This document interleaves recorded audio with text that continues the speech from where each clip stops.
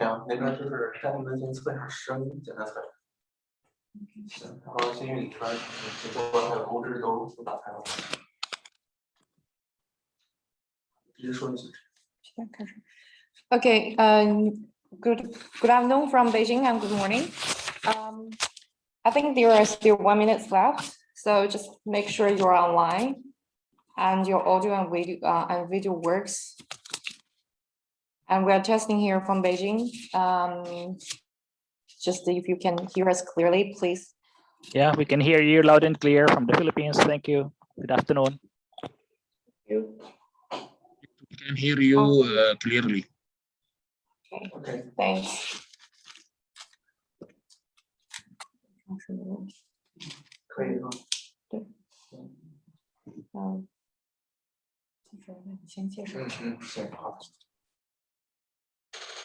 Hi, good afternoon and good morning, everyone, and welcome to this session today. So today we're going to talk about this Universe Science Park again. So as you have all, as you may know, last week we have about some series about the University Science Park. So today we are honored to invite Mr. Li Jun from Beijing Beihang University Science Park, which is one of the most famous university science park in China. So today we will have this session about this operation and experience about of one university science park, how the university science park operate, how they support the entrepreneurship inside the science park. And Mr. Li Jun is the chairman of this Beihang University Science Park, and he has more than 20 years of operation experience in science and technology business incubator and the University Science Park. So let's welcome Mr. Li Jun to give you this impressive speech today. 好，各位好，大家下午好，海外的朋友可能是上午。今天非常荣幸呢，我代表中国的大学科技园呢，来向各位来介绍中国的大学科技园的发展，尤其以北航科技园作为一个案例呢，向各位呢介绍一下这个北航科技园这几年的发展状况以及所取得的一些成绩。Again, good afternoon from here in Beijing, and since we are from different time zones, so good morning and good afternoon to all of you online. It's really my pleasure to be here to join all of you and to introduce some of the experience from China in building university science parks, especially giving the example of Beihang University Science Park, which is a typical example of a university science park in China. I would like to introduce you the overview, developments, and achievements within that university science park.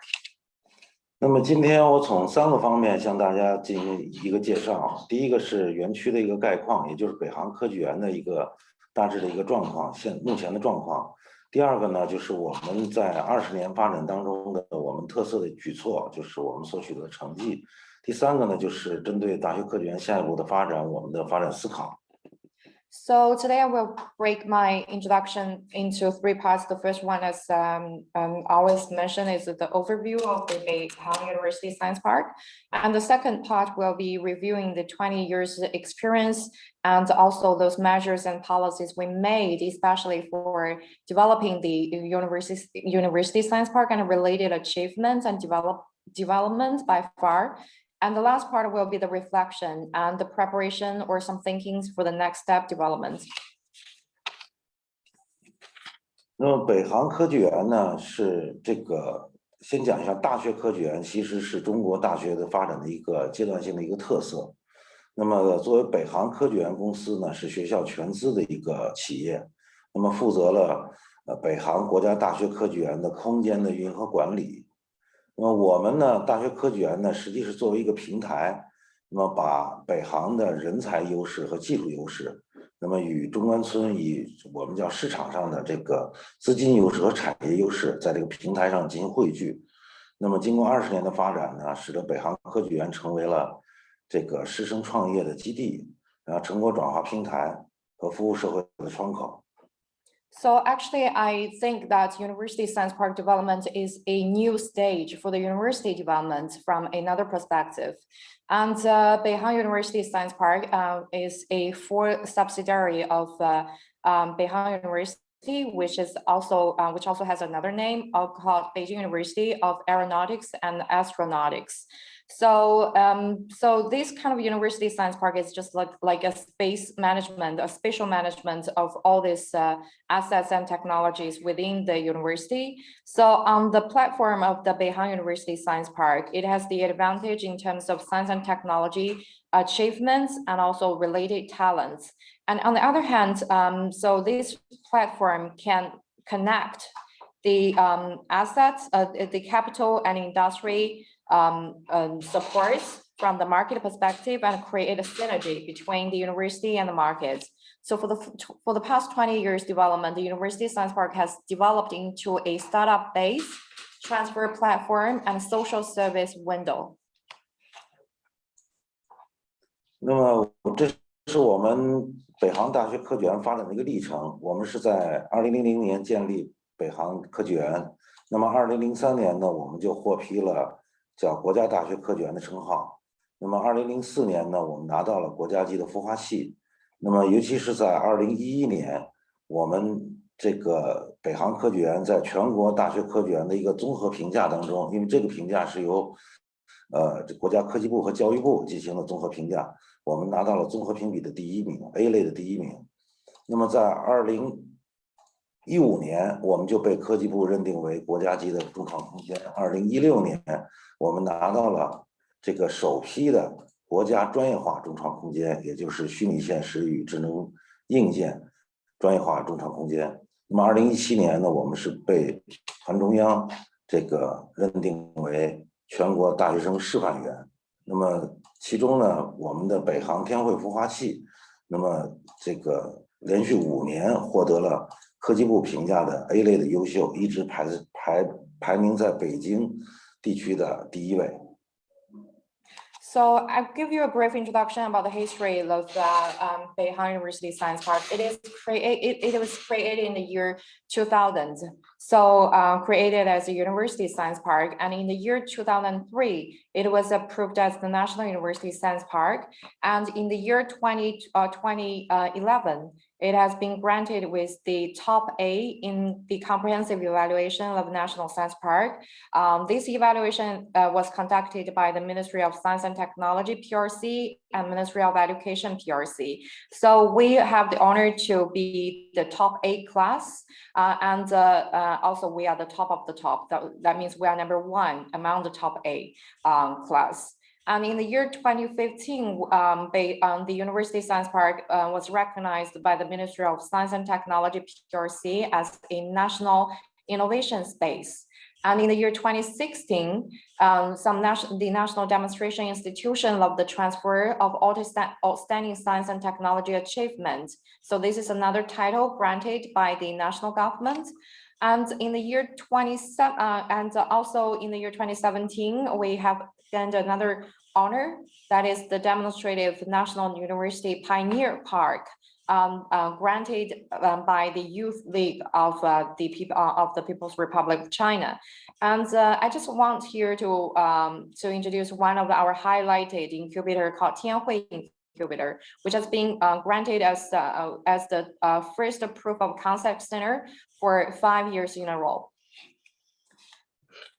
那么我们现在园区的形态是这样，就是我们围绕北航的周边，我们受北航受学校的委托，我们来运营我们的百颜大厦、世宁大厦、维视大厦、至臻大厦。这4栋大厦可为企业提供的面积是28万平米。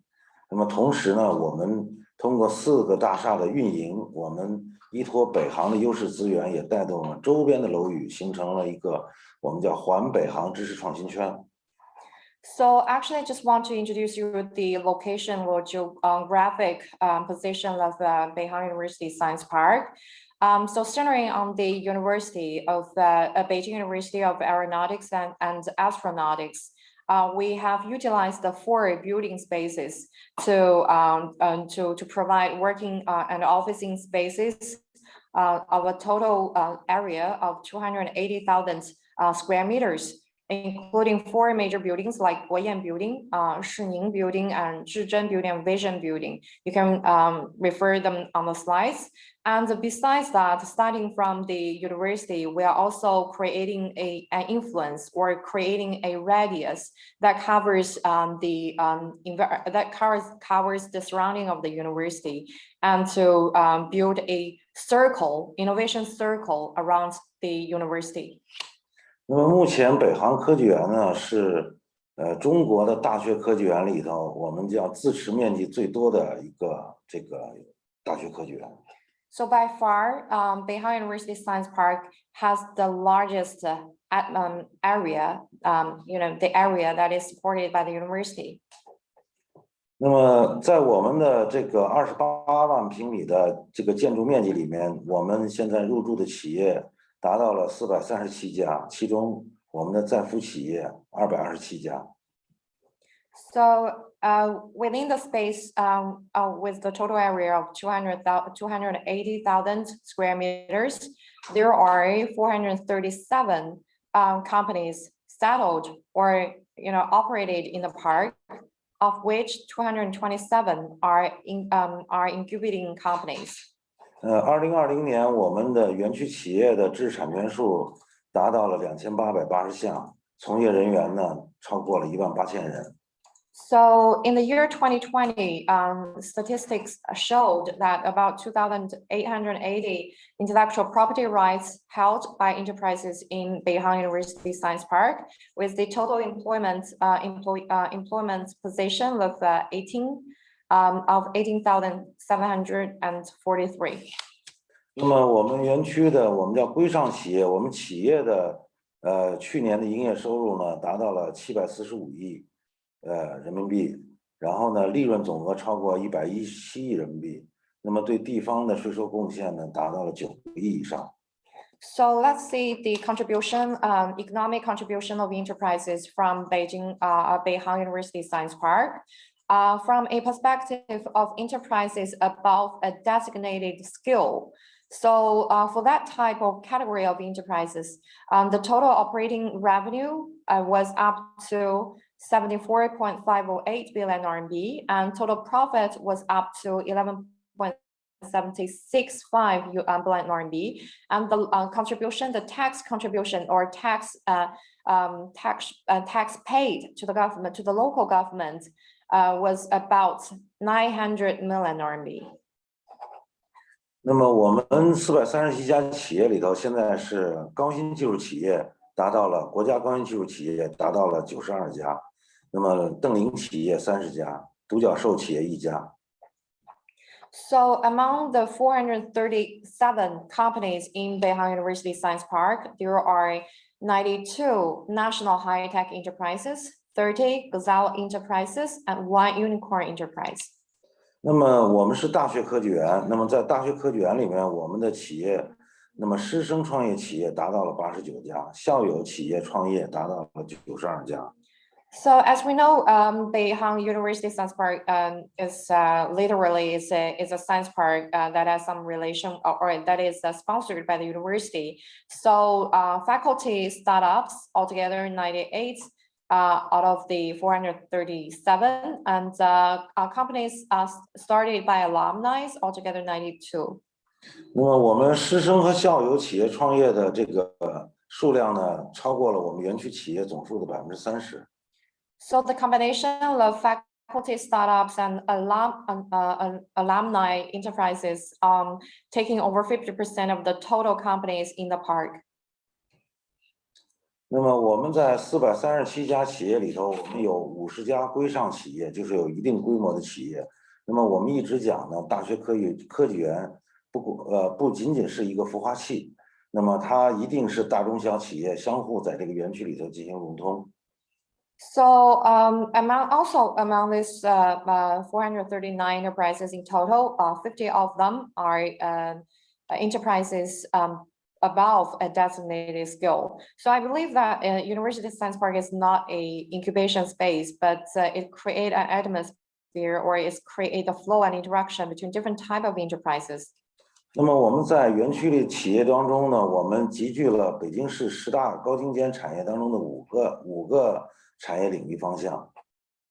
So actually, Beijing municipal government has identified the top 10 industries or top 10 high technology industries in Beijing, and five of the top 10 are concentrated in Beihang University Science Park.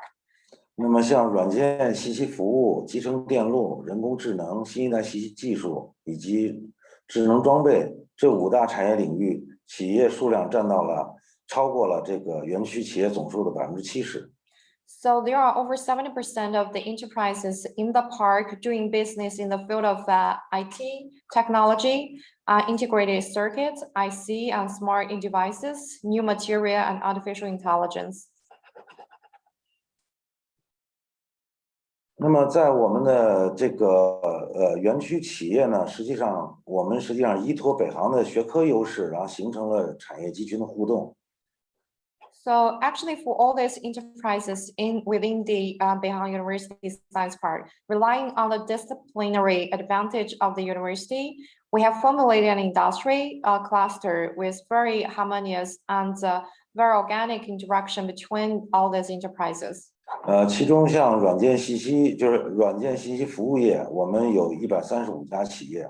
那么其中呢，像智明星通、信诺时代这2家企业呢，都是我们校友创办的企业，而且呢是被上市公司以这个10亿以上的这个价格来并购的。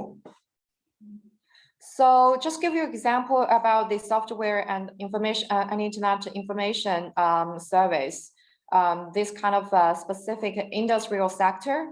In the Beihang University Science Park, altogether 135 enterprises doing business in that field. 2 of the most successful cases are also listed. Their logos are listed in the slides. One is Elix, another one is SinoEdge. Both companies are created by alumni of the university and has been acquired by a listed company with the market valuation of over 1 billion RMB. 那么在集成电路的25家企业里边，我们的寒武纪实际上是去年中国的科创板上市的企业。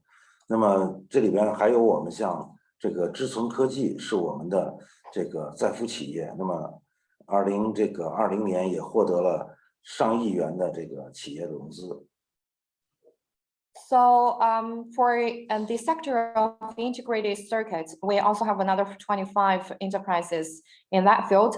2 of the most successful examples or highlighted examples I should share here today is one is Cambricon, which has been listed last year in the in the Science Technology Innovation Board of China, and also another one is called TMC, has won a financing of over 100 million RMB in last year. 那么同样，我们这个人工智能的企业集中了40家。那么新一代信息技术的企业集中了61家，以及智能装备的企业集中了62家。For the other 3 sectors, artificial intelligence, altogether 40 enterprises, information ICT, altogether 61 enterprises, and smart devices involves 62 players.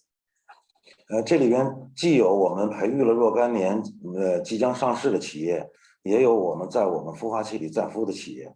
So all these enterprises are in different stages of development. Some of them are really mature with several years of development and ready to go to the market, to go public. And some of them still under incubation. 那么今天讲的第2部分呢，就是我们的特色举措。So the second part of my presentation today will be the featured or specific measures done or conducted in the University Science Park. 那么我们经过20年的发展，其实我们打造了2大特色的这个链条。那么第一个呢，就是我们通过推动科技成果走出实验室，支撑成果落地创办企业。那么同时对我们的在服企业创新服务模式的精准孵化，以及通过科技金融助力企业成长，我们打造了全链条的服务体系，来促进大学的科技成果产业化落地。So actually, the past 20 years experience or achievement can be summarized into 2 loops. Here on the right side, on the left side, you can see we are supporting greatly about the science and technology transfer and transformation, putting the asset from the university onto the market for some industry and commercialization profits or revenue. First of all, transfer achievement from lab, that is bring the achievement out of the university and to create some business startup or in the format of enterprises. And then the platform of University Science Park will create or innovate service models for the precision incubation of all these startups. And finally, we give them science and technology financing to accelerate the development of the company. 那么另外一个呢，我们通过丰富的园区的服务体系，包括利用科研优势，形成我们原校的这种互动态势，然后以及经济资源的这种协同发展。那么我们汇聚全新的全要素的创新资源，来形成我们产业的优化聚集。So the other loop on the right side is to gather all factor innovation resources to form industrial optimization and cluster. So just to give you a very thorough explanation on that, we have created various park services to our enterprises to from park to an university interaction based on science and technology research advantages, just to enhance collaboration between the science park enterprises and university intelligence. And then to coordinate and to have the regional coordinated development between Beijing municipality, Tianjin municipality, and Hebei province. 那么我下面就这个2大特色给大家详细介绍一下。那么首先一个就是关于成果转化。那么成果转化的这个死亡谷，实际上不是中国的在这个我们叫科研和产业化当中的一个难题，而是世界上的一个难题。那么如何跨过死亡谷，如何能把这个成果转化能尽快的落地，其实我觉得这是一个世界难题。So just want to share with you about the difficulties or dilemma we are suffering from the science and technology transformation. There is a very vivid or very interesting term called Death Valley. That means the drop or the failure for the science and technology, for the attempts of science and technology innovation and transformation. It is not a typical concept to China, but widely applied in the global perspective. So the thing is that how to overcome the Death Valley and to create success for science and technology transformation. 那么我们北航科技园的实践经验呢，我们是通过概念验证来推动成果走出实验室。So for our experience, we try to bring the science and technology achievements out of the lab, out of the university through the methods of proof of concept. 那么我们具体的做法呢，就是我们从学校挖掘可转化的项目，也就是有产业化前景的项目。为学校的科研人员呢来匹配这种市场化和经营人才，那么以及他在中试方面所需要的设备和资金，那么这个形成我们的中试条件。So actually, the thing is very simple. The procedure is simple. We select or screen the project with the most market potentials or commercial potentials. and then trying to collect resources from the market perspective, for example, like market resources and financing resources to support the products or to support the project in the midterm development. 那么另外一个呢，我们是要为这个我们的概念验证的项目呢做专利的这个技术布局。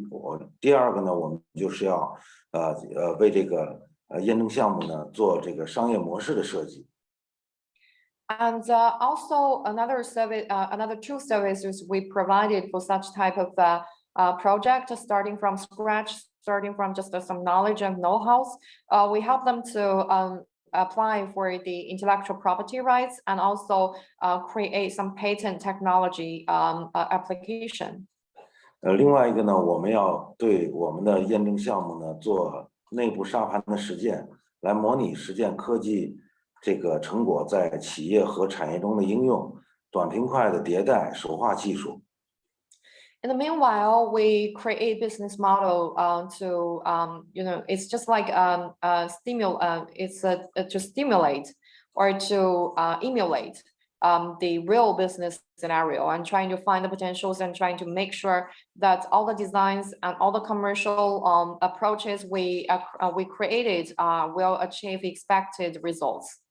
另外一个，我们还会跟外部机构合作，来帮助这些创业的这种项目，那么形成它的未来可商业化的、具有商业化前景的这种完成它的这个概念验证阶段的这个工作。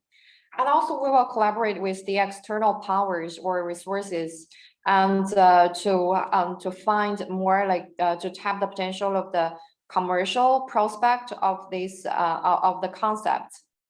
就换而言之，我们概念验证的成果就是要把一项技术变成一个第一个是要完成它的小试和中试，那么形成这个可产业化的产品。第二个呢，就是形成它具有商业化的这种 BP， 就是商业计划书出来，那么为后面这个成立公司打下一个基础。So actually, for the program of proof of concept, it can the whole process is like that.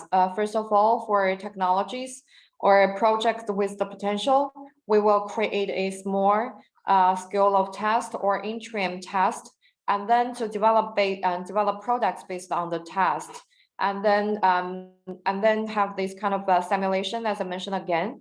After that is to create a business plan or proposal for the projects, and so just get prepared for the next step of business or enterprise of company registration. 那么在概念验证的这个工作结束后，那么我们后边的创业孵化可以有效的承接我们概念验证的成果来落地。So after a proof of concept, so we have the incubation system or space to incubate the companies and to make sure their business can really create some achievement.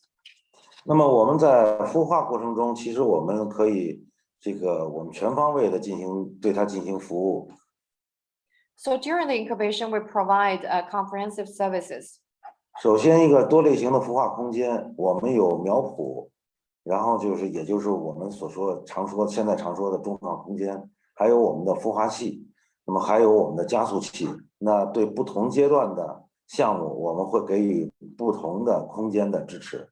So we have different types of incubation spaces to serve enterprises at different stages. For example, in the early stage, or starting from a concept or starting from an idea, the best place is supposed to be the maker space. And then as the idea moves mature, we put them into the incubator, accelerator, and etc. 另外，我们科技园还建立了100人的创业导师团，这里边包含了我们的科学家导师、企业家导师投融资导师，来多角度的为我们的这个创业企业进行创业辅导。And also we created an expert panel or mentorship. The think tank contains the really well-known brains or persons from the industry academy. 另外，我们还设计了我们叫多阶段的金融服务那么对不同阶段的我们的创业企业提供这个金融投资和股权投资和债权融资。So also we have created a portfolio of financial services to cover enterprises at different stages. For example, that include two major categories of financing services. One is equity, the other is debt investment. 我们在园区里头，我们建立了像几十万元级的这个种子基金，也有这个100万元级的天使投资基金，对单个项目的投资。同时呢，还有这个1000万元级的单个项目的创投基金。So varied from the amount of capital, we have seed finance with a capital value with a value of about several hundred thousand RMB, and angel investments like several million RMB, and venture capital funds like tens of millions of RMB. 那么另外一个呢，我们也根据了这个我们北航天汇的这个20年的孵化经验，那么我们依托企业大数据，那么对企业呢形成了我们叫企业评价指标的体系画像，那么实现了对我们在孵企业的精准孵化。So, and also based on our 20 years experience for a business incubation and the support, and also we have generated a big data or database for based on our experience. So with that database, we can profile the enterprise and created an evaluation system for all enterprises in the University Science Park. 我们在2019年，我们还承担了科技部现代服务业的重点研发计划，也就是基于人工智能技术的创新创业服务技术的集成应用与示范。实际上就是我们把人工智能的技术，我们应用到了我们的企业孵化当中。So in the year 2019, Beihang University Science Park undertook the major national R&D program on modern service industry called Integrated R&D and Application Demonstration of Innovation and Startup Services based on artificial intelligence. 我们现在已经建立了我们的数字孵化的平台和数字孵化系统。那么这个体系、这个系统，实际上为我们的孵化器打破我们原有的这种空间，在依托空间这个孵化的这种现象。那么我们实际上未来可以对于我们所有的我们的在孵企业进行精准孵化。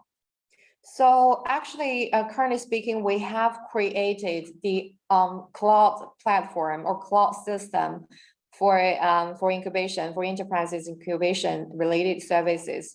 So that has broken the traditional physical boundaries, helping us to deliver services to more enterprises from online from the online side. And it is also available for us to provide accurate and precise incubation services to all type of enterprises. 我们通过这个打造科技成果的转化的全链条的模式呢，我们希望我们能够通过我们刚才讲的概念验证加孵化加投资的这种新的模式，我们希望是能把我们科技成果转化前面我讲的这个难点，就是那个死亡谷，能变成真正的我们叫微笑曲线。So actually with all this input in science and technology resources and market forces and market powers, for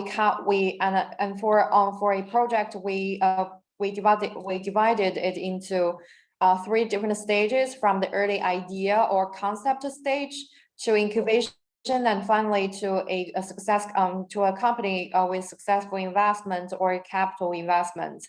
So we just want to turning the death valley into a smile curve. 这是我们的4个案例这个案例1，这个我们东方瑞丰企业实际上是我们学校的科研成果，通过我们叫这个技术许可的这种模式，那么成立的公司，那么现在在开发中国的C919大飞机的模拟器，现在已经取得了阶段性的成果。目前这个公司现在正在估值10亿人民币进行融资。So here are several cases. On this slide, I present you the first two. Case one is called Beijing Dongfang Ruifeng Aviation Technology Co. Limited, which is specialized in technology licensing, and also one of the major products under development is called C919 Civil Flight Simulator. So the project has achieved, has achieved some kind of has result at the current stage. And currently speaking, the company is raising a fund of 1 billion RMB. 那么第二个案例呢，叫北京天华航宇科技公司，是我们师生共创的一个企业。那么它和学校合作研制的我们叫民航的航空飞行校验技术，实际打破了国际垄断。那么对于它的技术，主要是对于原有的飞机进行改造。那么我们这个改造成机场的校验飞机啊。那么这个技术呢，已经应用到国内的机场的校验飞行的飞行系统校验当中。那么也得到了国家发明的1等奖。So case two is called Beijing Tianhua Aerospace Technological Limited, and this company has actually a very successful case to break the technology monopoly by Western countries to have some breakthrough in the civil aviation flight verification system. So the business is just like renovate or modify the traditional or normal aviation flights into a civil aviation flight verification to serve the airport in China. So it is being awarded with the top prize in China in science and technology innovation. 那么第三个案例实际上是我们学校的这个光纤陀螺技术，那么通过园区的孵化加速的计划，那么得到了融资，现在已经成为中国最大的高精度光纤陀螺的这个最大的供应商和生产单位。The third case is called AVIC, Jerry Beijing Optoelectronic Technology Co. Limited, which is literally doing the business in optical electronics. So by utilizing the acceleration services from the Beihang University Science Park, the company has achieved further success. And it has, at the same time, relying on the science park's technology and talent advantage, the company has become the largest supplier and R&D and production unit of high-precision fiber optic gyroscope. 那么第四个案例呢，是我们校友的一家企业，那么通过入驻北航科技园和北航进行人才和技术的全方位的合作，那么现在已经形成销售收入15亿元人民币，已经进入到科创板上市的辅导期。Another one, the last company is created by an alumni of the university, and then it returned back to the University Science Park to enjoy the benefits and advantages of the university in terms of talent, science, and technology assets. Currently speaking, the valuation of the company is up to 1.5 billion RMB and has been successfully listed on the Science and Technology and Innovation Board in China. 那么北航科技园围绕科技创新需求，全方位的为企业提供丰富的标准化和模块化的服务。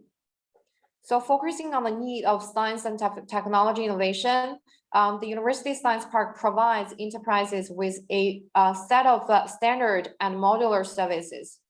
那么我们园区有超过50人的专业的服务队伍，那么可以从项目申报、人力资源、市场推广等方面对园区的企业进行服务。So actually, the platform is composed of 50. The team is composed of 50 staff specialized in project declaration or project establishment, application, policy presentation, human resource and related planning, marketing, campaign creation, and party building and labor union. 那么，另外，在我们园区437家的入驻企业里头，我们有26家金融服务机构，也就是刚才我们讲的这种投资机构和股权投资和债权融资机构。那么同时还有这个4家知识产权机构，然后呢，这个法律服务方面呢有7家机构。那么这些机构作为我们园区的优质合作伙伴，同样的为我们园区的企业的快速发展能提供更好的服务。And also the University Science Park has attracted premier partners for collaboration and contribution to the further development of enterprises with the Science Park. For example, we have 26 financial and investment organizations, and they are investment bodies conducting different type of investment, as mentioned, like equity investment or bond investment. And also there are 4 IP related service organizations and another 7 legal service providers. And finally, we have another 5 like professional science and education service organizations. 那么另外学校呢也对这个科技园也高度重视，从学校内部的资源上给予大力支持。那么学校资源的开放形成了资源开放共享。那么学校开放了36家实验室，那么496套的仪器设备，价值将近6亿人民币。那么同样呢，和科技园一起呢，我们建立了10个技术服务平台。So actually, the university itself, Beijing University of Aeronautics and Astronautics, has attached the great attention to the science park development and also inject great amount of resources to support the science park. So the university has opened and shared resources to the science park. For example, 36 labs of the university are opened to the science park. And also including that includes 496 unit of equipment with the total value of investment of 600 million. So, and besides of that, the university and the science park has collaboratively developed 10 science and technology service platforms. 那么园区的入驻企业和学校共同在园区里头建立了28个校企的联合实验室。那么另外还有55%的我们的入园企业跟学校有各方面的科研的合作。So besides that, I still want to share another 2 figure with you. That is 28 joint laboratories created between the university and University Science Park. And 55% of enterprises from the Science Park has some science and technology cooperation with the university. 我们也形成了由这个学校向我们园区的企业这个发布科研成果，提供技术服务，以及同时呢，我们园区呢也可以从我们的入园企业收集企业的反馈，那么为我们的学校的研发提供研发需求，形成一个良好的这种双向互动的这种态势。And also we have created a like mutual, like 2-way interaction, and we have created a loop. On the one hand, the university will share with the enterprises about science and technology achievement updates, and also provide related services related to science and technology intelligence and know-how or expertise. On the other hand, the enterprises will feedback to the enterprise to the university about their requirement or their demands in science and technology perspective. So this is a very this is an ecosystem or loop created between the 2, and each feedback to the other. 那么另外，我们在2017年5月份呢，由北航科技园发起成立了京一冀国家大学科技园联盟。那么把3个地方的19家国家大学科技园，那么组织起来，我们共同来参与我们的这个资源共享，那么完善孵化体系，加速科技成果转化，以及促进科技成果的产业化的衔接。So actually in May 2017, Beihang University Science Park kicked off a major program to create a regional alliance for university science parks in the area of Beijing Municipality, Tianjin Municipality, and Hebei Province. So from these 13 administrative areas, altogether 19 national university science park were gathered to create a synergy or to create an alliance and to share resources and incubation spaces together, and then to facilitate regional science and technology transformation. 我们实际上是在发挥北京的创新中心的这种资源的优势，那么有序的把我们的技术的成果来向我们周边的天津和河北来进行推广和转移。So actually, this kind of alliance taking advantage of Beijing as the innovation center of China, with rich and excellent innovation resources, and trying to bring or introduce the science and technology achievements from Beijing, from the innovation heart of China to Tianjin area and the Hebei province. 那么最后呢，我再讲我们的发展和思考。Finally, I would like to touch on some thinkings and reflections for the future. 那么到目前为止呢，这个中国的大学科技园呢，国家级的大学科技园有115家。So to date, China has altogether 115 national university science parks. 已经分布了中国的30个省市自治区。So that covers over 30 municipalities and provincial governments in China. 其中北京15家是全国最多的。Beijing municipality ranked #1 with 15 of the university science park.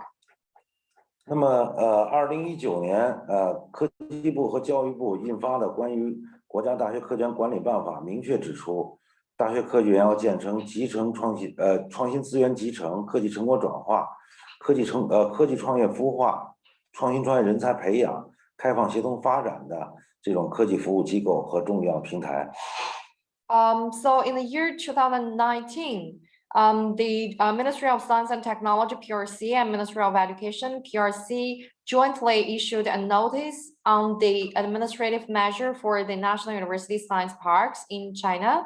It emphasized that the government or the country should promote the integration of innovation resources, the transformation of science and technology achievements, or the incubation of science and technology startups or enterprises, and finally, the cultivation of innovation talent, and to open and to share and to coordinate the development between regions.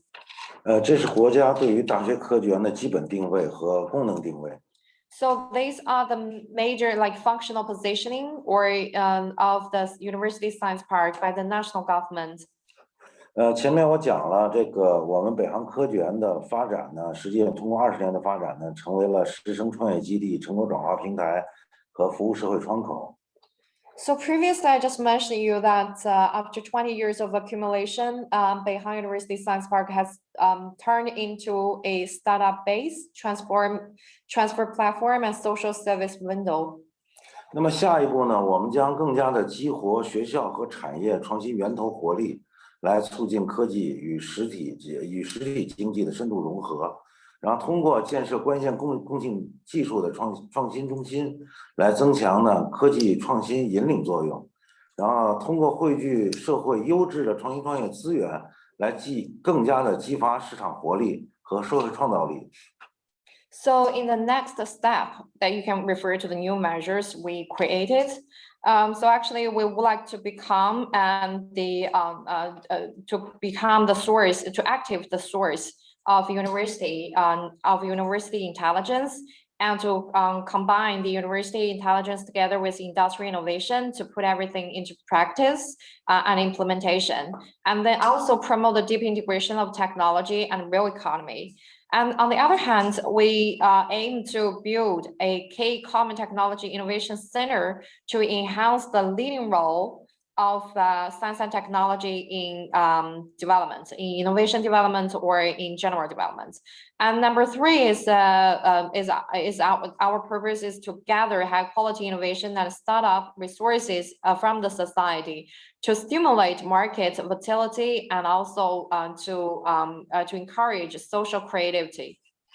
我们想通过这3项举措呢，把北航科技园呢打造成为这个师生和校友创新创业的实践基地，成果转化与校企合作的示范基地，那么北京高精尖产业孵化培育基地。So with all these 3 new measures being implemented and put in place, we hope that Beihang University Science Park can achieve another round of upgrades and turn into an innovation and startup base for faculties and alumni, and also a demonstration base for tech transfer and university industry cooperation, and also to become a local or municipal industry cluster incubation base. 我希望这是作为我们的未来的发展的目标。So that are the vision and mission of our University Science Park in the new era. 以上就是我对这个北航这个科技园的一个介绍啊，谢谢大家。So about my brief introduction about the Beihang University Science Park, thanks for listening, and we're looking forward to your questions. 跟他们说让他们提问可以都。下面各位有没有什么问题或想提问的，可以问我。So if you have any question, please feel free to raise it, and we will be delighted to receive any of your questions.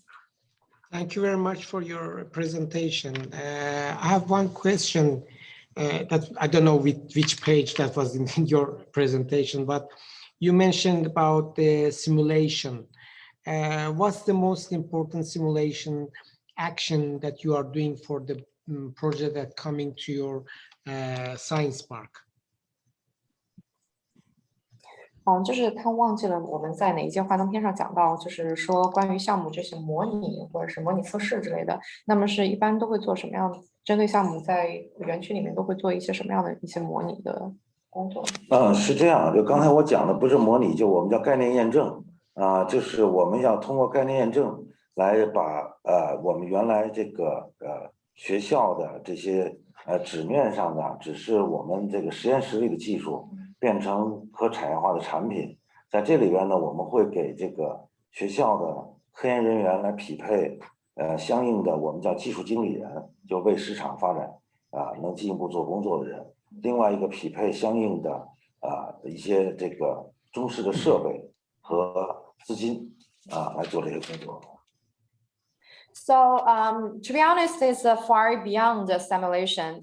It's kind of like it's proof of concept is really a comprehensive like a concept or a process. So the proof of concept actually aims to transfer those science and technology achievement from paper, from laboratory to the industry. So to create some products out of those paper, journal, paper literature, or lab inventions.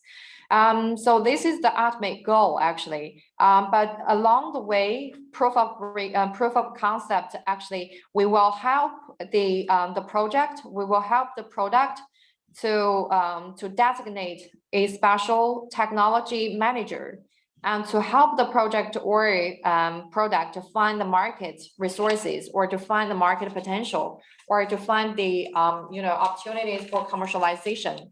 And in the meanwhile, besides the technology manager or broker, we can see, we also arrange facilities and capital support for that kind of product to conduct interim or midterm test, or midterm like what you mentioned, the simulation, something like that. Then you don't have any, for example, specific program. You have a laboratory, and you have people like that you said, technology manager that support the team. This is your simulation. Is that right? I understand it. 那其实就是说，我们的模拟并不是一个非常局限的一个内容，还是既包括有一些这个实验室的资源的利用，还有包括实验室的那个设备的利用，当然还有一些市场上的。对，我们要叫商业化、技术商业化这块，我们要做很多工作。Yes, it's that way of simulation, not only limited to the product or to the technology, but also like commercialization, the whole set of things. Thank you very much. May I put in a question? Yes, please. Thank you, Mr. Lee, for your insightful presentation, and I'm glad you share how to overcome the debt valley. So I have a question. Can you recommend some strategy how to get the industry or SME seek for the support from the university? I understand from your presentation that the government have input a lot of money to support at the beginning. So in our case in Cambodia, the government also have done some of this, but the amount of budget is still small. We couldn't do a lot. And let me share some actual situation in Cambodia as well. Like either the company is small that they don't want to invest in the R&D, or the company is like already developed and big, that they have a lot of money, so they seek for the outsourcing from the consultant service or international service. So there is a gap here. Can I get to know some of your idea? Thank you. 那么我们这位学员是来自柬埔寨，他其实提到了一个问题，就是说如何克服死亡谷的问题。那么也是提到了，就是对于一些创意型的公司或者是一些小公司如何获取这个学校的一些支持。那么刚才老师在幻灯片中也是提到了，政府会在早期的时候先拨一笔款来去进行早期的这个资金的注入或者是扶持。那么对于柬埔寨来说的话，政府其实也有一些作为，但是政府的资金和财力相对来说是比较局限的。那么实际上在柬埔寨的情况是这样，就是在企业里面来讲，比如说一些中小型的一些企业，他们可能是资金不足，没有钱，浪费在这个所谓的浪费在这个研发上。那么对于大企业的话来说，可能他们会选择一些外包的方式，把这个一些研发外包给一些国际的这样的一些公司来进行运作。所以说可能就是怎么样去弥补这样的一个缺口。这个我其实还没听太明白，但是呢是这样，就说的这个我们目前啊，这个是政府给了一定的资金的支持来做概念验证，那但是到后续你后期的刚才我讲的这个天使种子基金、天使投资、VC 投资，全部不是政府来做的，是政府做引导，那么我们完全市场化来做的，因为在北京、在中关村、在海淀这个体系内，我们有丰富的这种这个投资的这种资源，就是在每个阶段当中的各类投资，我刚才讲的几十万元级的到几百万元甚至上千万元，都具有市场化的这种投资基金的这块，只要你项目好，只要你未来有商业模式可以做大，那么不缺资金，而这种资金不是政府给的，而是市场给的。I just trying to figure out your question, and so I would like to give the response first, and if you just like maybe we can start a discussion. If you are not satisfied with the answer, we can discuss later. Okay, so actually, so in China, definitely currently speaking, the government, as you, I agree with you about the government will allocate a specific amount of capital resource support to support the proof of reading phase of that project. But however, once the project is developed or once the project, overcome the proof of reading, proof of concept period, we will have various type of capital support, introducing in to support those projects. So in this part of the investment or capital support, government only play a role of a guide It is fully market-oriented strategy to form different kind of capital platforms, such as seed investment or angel investment or venture capital. But everything is but all of these adopt a market-oriented strategy. In Beijing, Beijing has rich resources for all type of investment and capitals, as I introduced you already, about different type of investments to serve enterprises at different stages with different sizes of investment or money. So it's purely market strategy. It's purely market activity, and so the government's role is actually weakened in this perspective in the later on stage.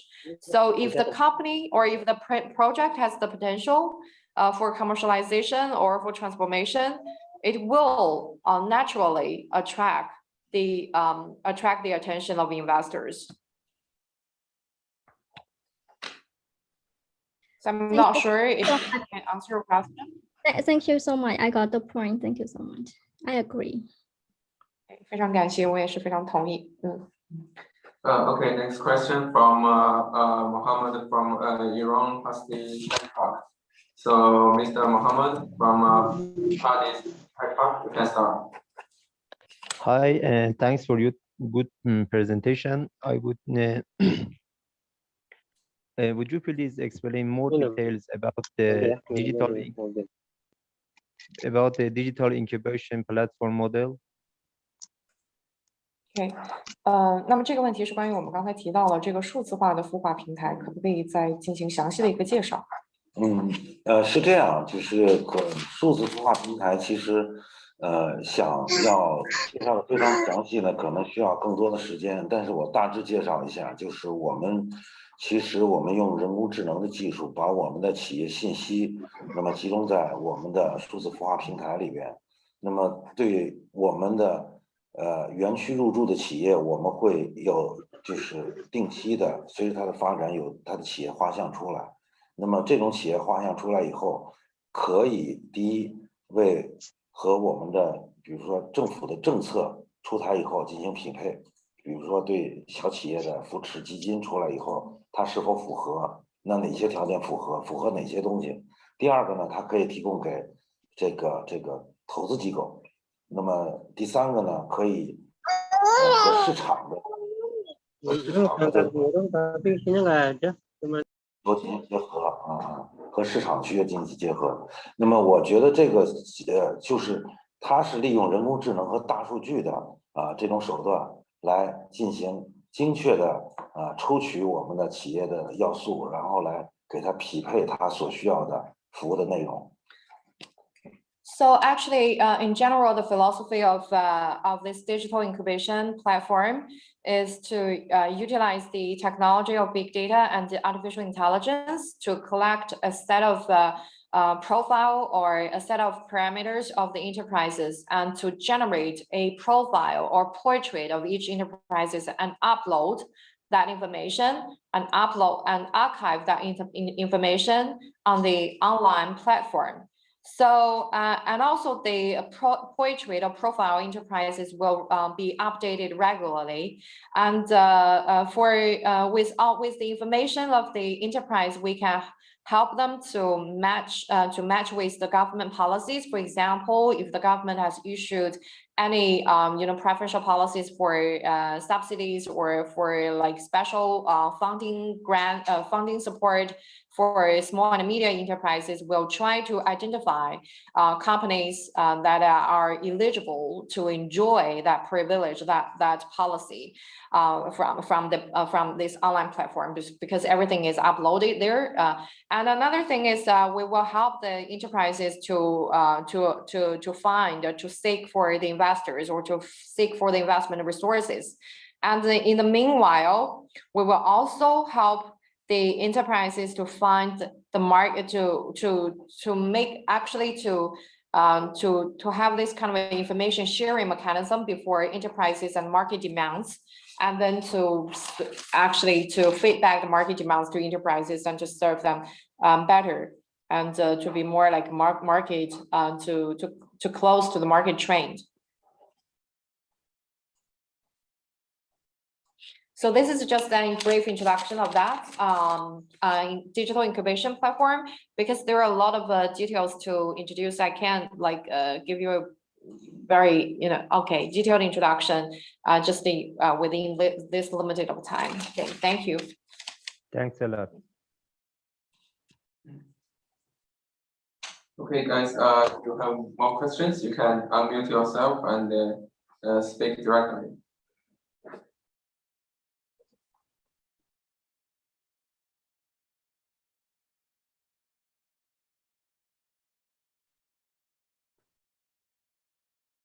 Okay, I got a question from Beihang Technology from Iran, so you can speak now.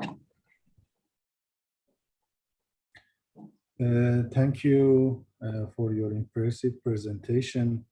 I have a question from a slide, but I cannot mention to a slide number exactly. This slide talking about the relation between the university, research institute and research department and the science parks in the university. And mentioned there is a 10 tech services platform, 10 tech services platform. And my question is about this tech services platform between the research institute of the university and the science park. Could you please give more information to us about this service platform? OK，那么在某一页幻灯片的时候，老师提到了这个，在整个互动或者是在大学里的研发机构或者是研究中心，以及和大学的这个科技园进行互动或者是进行这个协作的过程中，那有提到建立10个科技服务平台。对，那么想了解一下这10个科技服务平台和这个大学的园区是一个什么样的关系？是这样，是我们呢利用这个就是我们叫政府的这种资金的这种支持，那么把学校的在某一个行业领域的那么这个技术的这个实验室开放出来，那么建立出对我们叫这个对这个园区企业以及我们园区外的社会企业的这种公共服务的这种开放，把这平台开放出来。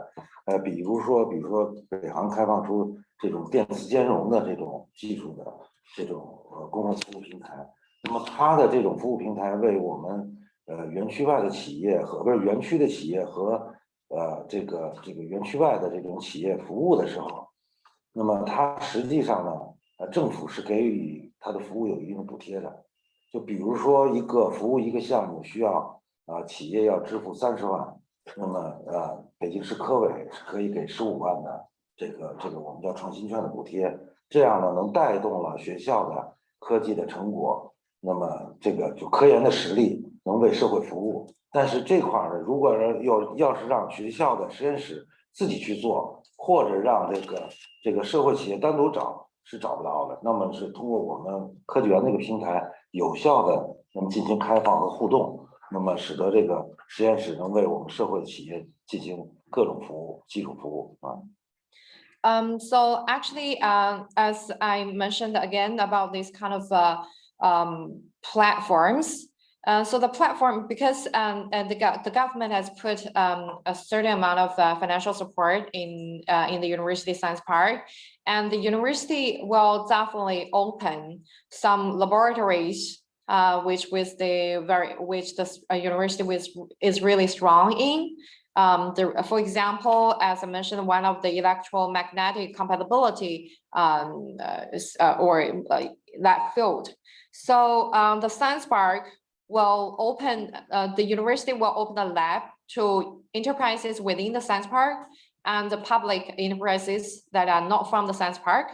So that kind of open up the platform, open up the laboratory is a public service is a public platform to all enterprises in that field. For example, like in the field of electromagnetic compatibility.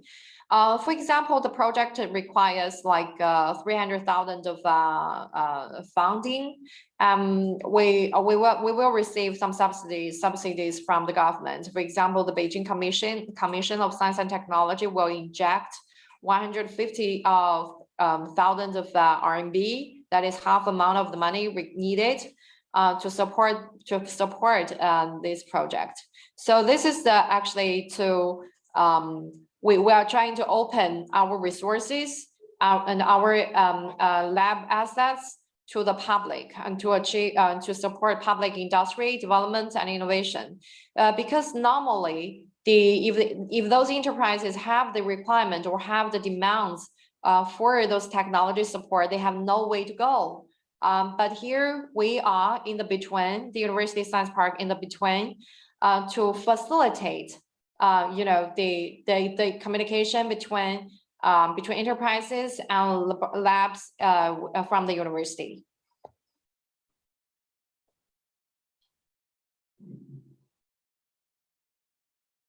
Okay, this is the answer for the question. And I think now is the time for the first session. And now we would like to take a group photo with Mr. Li first. And then we will have another have a 5 minutes break, and then we come back for another session after the 5 minutes break. So now I would like to invite you to open up your video to have a group photo with Mr. Li. So yeah, we will take the photo first. So please open up your video. 那个就开那个小窗口，他们所有人就是把视频都打开，给您都给啊，是吗？啊，我站哪儿了？好玩。您站在侧面。您对对，跟这些跟这个。对，这还挺新颖啊。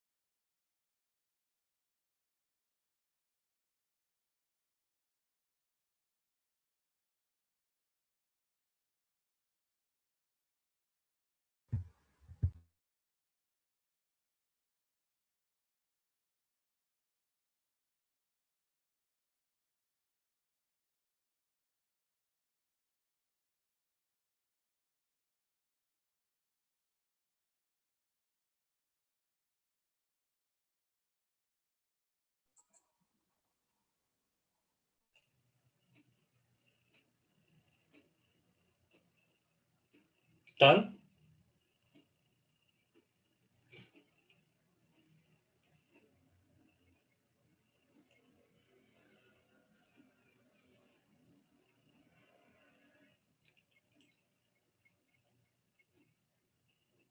Okay, I assume that's done.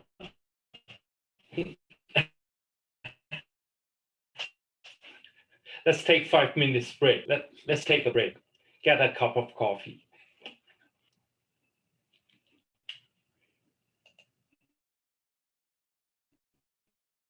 老师已经上线都说了。行。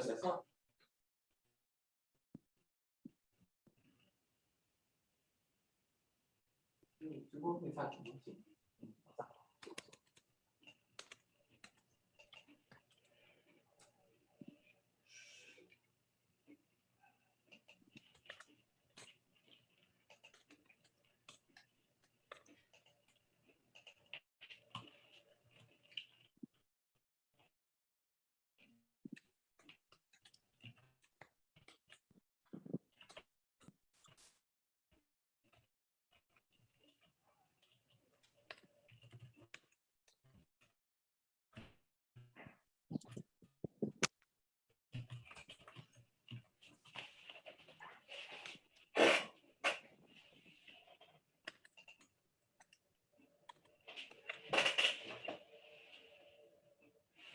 was the CEO in residence of Microsoft Venture Accelerator Great China in Beijing.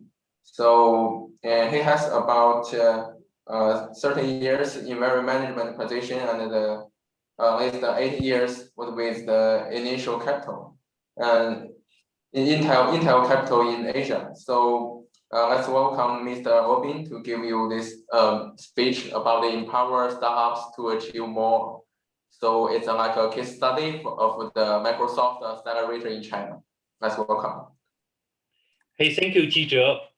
Good morning, good afternoon, good evening, everyone. This is Bin Luo. It's my privilege to share with you my view in our previous best known method regarding how to help the startup growing faster and helping them to achieve more and helping the innovation, helping the dream come true.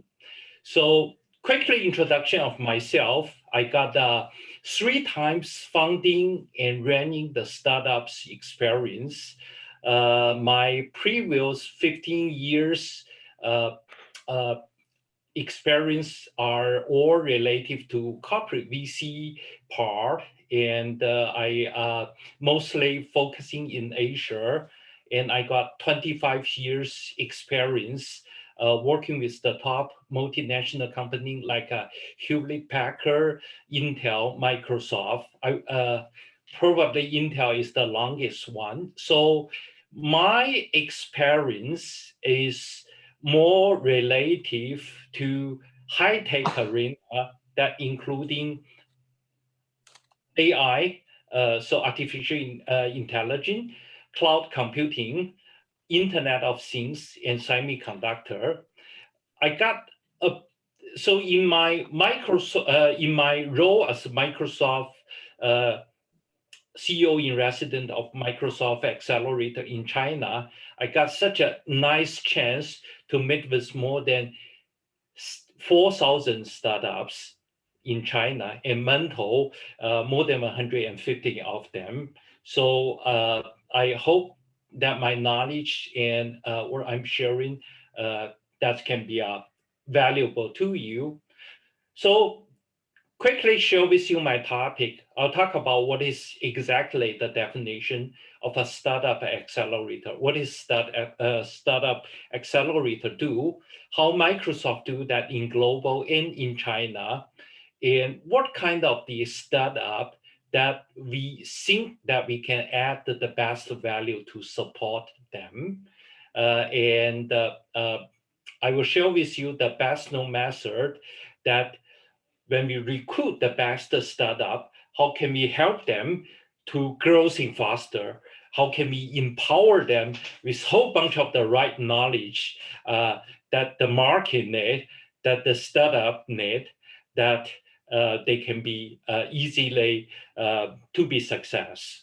I got a call to action, and it's good that I directly use English here so that maybe I can leave some more time for question and answer. I just try to check because we use the video conference. I just want to check the voice on your side is fine. This is fine, sir. Thank you. Okay, this is great. Startup. Let's use the definition from Steve Blank. He said that a startup is a temporary organization designed to search for a repeatable and scalable real business model. That's a perfect definition of the startup. And I highlight those important factors here in different color.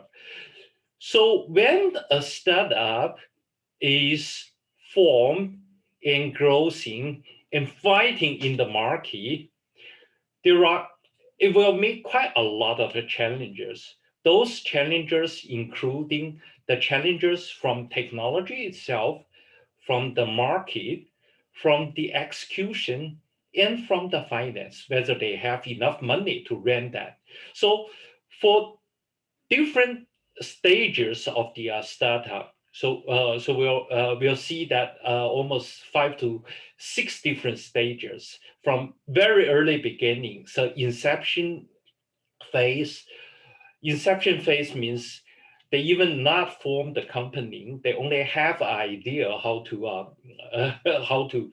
innovate, and then they will come up the prototype of the product, and they may form the company already. When the prototype is ready, the immediate thing they want to do is sell those things into the market and have a sustainable and mature business model so that they can will growth and expand in a short range of the time.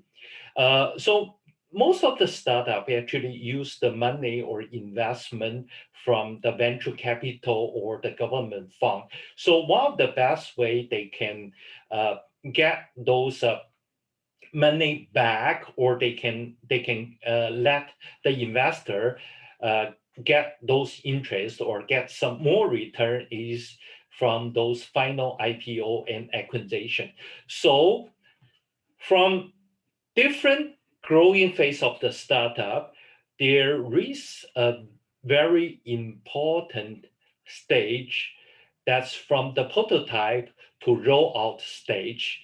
And that stage, usually the company size is with like 20 people. The company is formed, the prototype first generation product is ready. And when it's want to expand, want to real sell the things to the market, do the real business, it will have quite some challenge. Then the accelerator is the right facility to help it, to support the startup that they can grow in faster, they can overcome the difficulties. And on the other side, certainly they need the investment from either the angel investor or the venture capital. So I write a couple of the stage here and the possible investment from different things, but no doubt accelerator is usually aimed to Series A ready startup that help them to go into the market. So the startup accelerator definition at Wikipedia is very straightforward. The startup accelerators definition in Wikipedia is very straightforward. They need to have dedicated working space. They need to run with a fixed term, the equal criteria to recruit the startup, and they run in co-op. So therefore they are not only help for one startup, they recruit a group of startup and run a period like 4 months to half a year, or even some accelerator run longer time, like 2 years. That's probably the longest time I heard. And they provide the mentorship, education, and certain kind of very dedicated, customized training. And they even train the startup or the founders of startup how to do a formal presentation, how to raise a fund. Usually the accelerator open to all the startup, but because of the accelerator, they provide the real value add. So usually the competition of the startup to enroll within the accelerator program can be very heavy. So in our case, in Microsoft accelerator, usually we sourcing around 20 startup from 2,000 applications. Therefore, only like 1% or not more than 2% of them can be recruited into the top startup. So Microsoft Accelerator Program, as I mentioned, is founded in 2012. And so by 2018, there are 18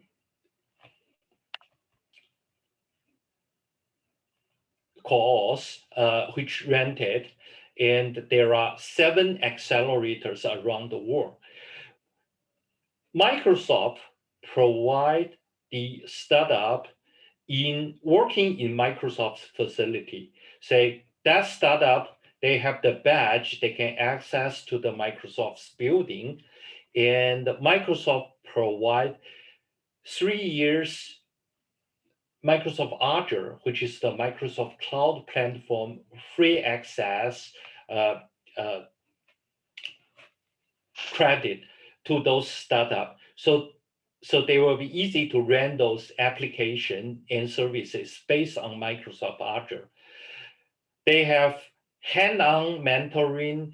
They have the very interesting way to help the startup, introduce startup to all the VIP customer that Microsoft has. So that's really helps startup. And more important, Microsoft's accelerator is not like the other accelerator, which take equity, take the share within the startup. We don't take any equity. So that's very unusual.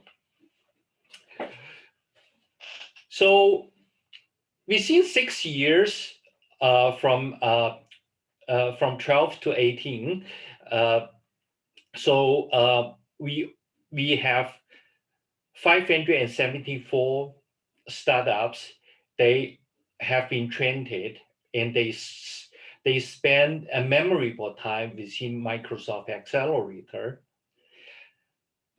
45 of them got the acquisition, 4 of them got the IPO, and the overall fundraising after they leave Microsoft Accelerator, the overall amount of the money they ran up to 2.8 billion US dollar. And each of the fund, in average, they ran for around 5 million US dollar. And 83% of them got the second round fund. So that's a really good scorecard. That's the global status. But in China, we do even better. We are the second Microsoft Accelerator in the world. So people may say that Microsoft is a US company. The first Microsoft Accelerator must be in US or Seattle, which is our headquarters, but it's wrong. The first Microsoft Accelerator is in Israel, it's in Tel Aviv, and China is the second. So Microsoft Seattle Accelerator was the 4th or 5th, which is later. As I mentioned, Microsoft Accelerator in China, we found in 2012. Within the 5 years, every year we ran 2 cohorts, we ran 2 sections, and each cohort that's spent 4 to 6 months in-house within the Microsoft facility.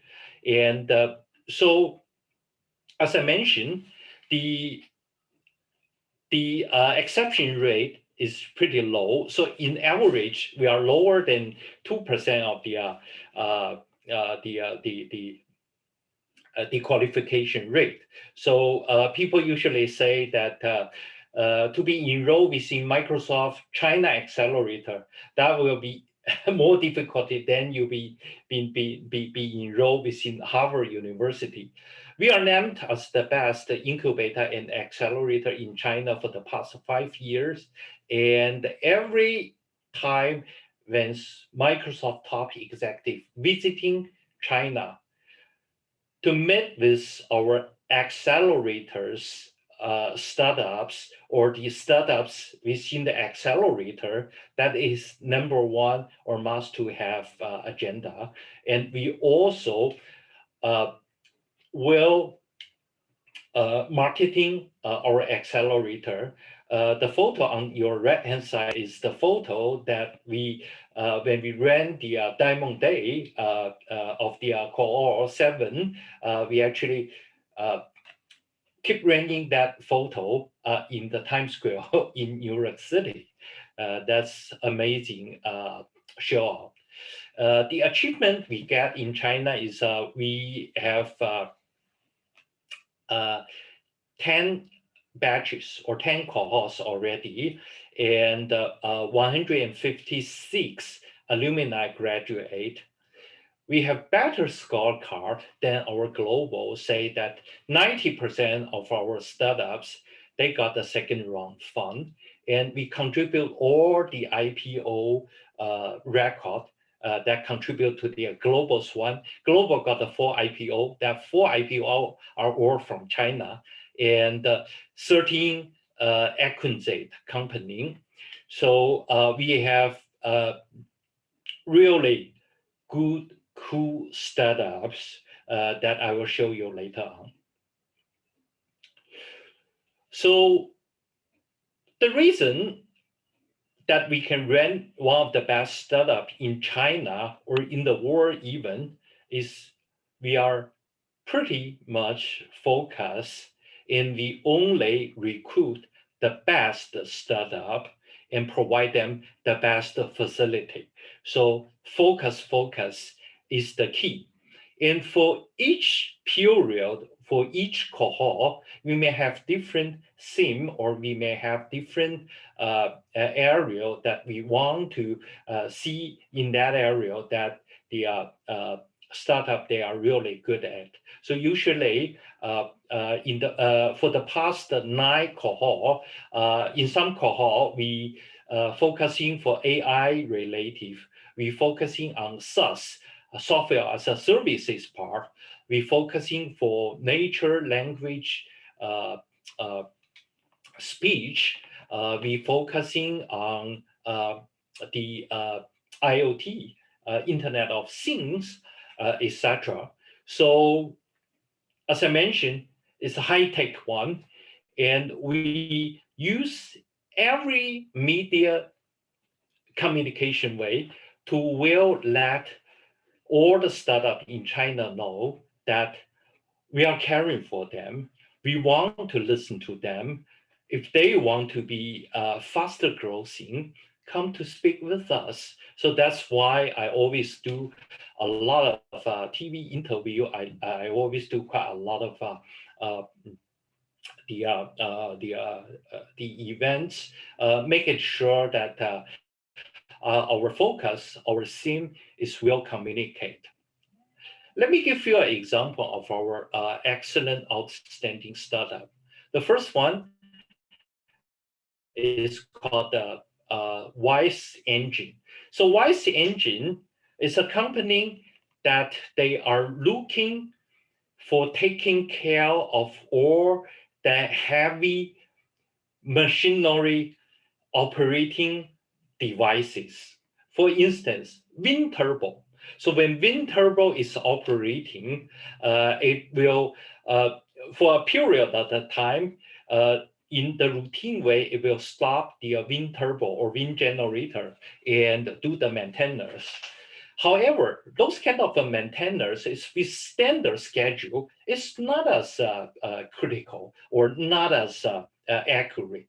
What they do is they actually put a lot of sensors like temperature sensors, like motion sensors, like tension sensors among that wind turbo. And they use that sensor to well monitor the operating condition that wind turbo runs in microsecond. And that microsecond signal or data transferring to the cloud, and in the cloud there will be a standard operating model that doing the comparison with the keep coming new data. So when you can see something happen, say that the turbo is running too fast, or turbo is with a different or hard moving situation, say that it's not balanced, it's not operating well, it will provide the alarm immediately, and the alarm is based on the standard or the normal operation mode toward the failures mode, so that do the comparison and make a decision, say whether we should keep that wind turbine, keep that running, keep that generating the power, or if the weather is getting very bad, if the situation is, the working condition is getting worse, it will automatically shut down that one turbo, one generator, and balance the load to the other generator and wait for the good weather time to do repairing and maintaining. So this is really interesting technology, and that can save quite some damage, quite some disaster work in the bad weather time, and also will monitoring the system and provide the longest working time that it should provide, rather than keep to stop the machine periodically and do the maintenance. Next one is an Agriculture Plus company called Beihang Science. It's actually developed another sensor, but that sensor are all relative to the plants or for the goods, for the agriculture stuffs growing in the field. So it's got the it's got the soil moisture temperature, it's got the soil temperature, soil water level measure sensor, and also the wind strength sensor, the sunshine strength sensor, etc. So more than 100 kind of goods or plants growing relative sensor. So they connect all of those sensors wirelessly to a center-based station. And that center-based station can cover from 1 kilometer to 3 kilometers range, and using 780 megahertz wireless frequency. From the base station, they are packing and sending all those real data to the cloud. And on the cloud part, again, there is a plant growing model, plant growing algorithm.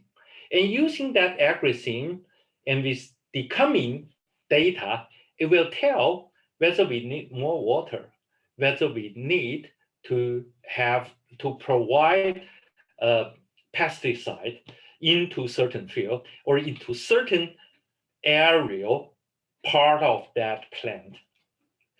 So once the decision is made, it's automatically start the irrigation or automatically start the pesticide spraying machine in the field. So in that field, almost you do not see any farmers within that. And it is the cloud, it is the sensors, it is the automatically irrigation and irrigation devices. They do the work. So that's amazing. The overall system can cover more than 700 anchors and support more than 1,000 sensors. That can really save 50 to 80% of the water's consumption, 90% of the labor, 50% of the pesticide or fertilizers using that in the normal with the label, and can provide the hot freezing or the other nature disasters focusing and active protecting way, and that can significantly improve the real-time data they are collecting, improve that accuracy, and can significantly increase the turnaround, which the people usually rely on the nature rather rely on the science or rely on the data in the agriculture arena. So that's really a cool company. The third one I want to give you an example is a drone company. It's actually listed. Although its current performance may not as good, but they have some really innovative idea. So drone, China is already the #1 drone manufacturers. So individual or standalone drone, there's nothing special, nothing new. But if you say that I make the drone, grouping them and let them fly together to form different kind of charter, different kind of diagram, different kind of pictures, even in the sky. That's amazing.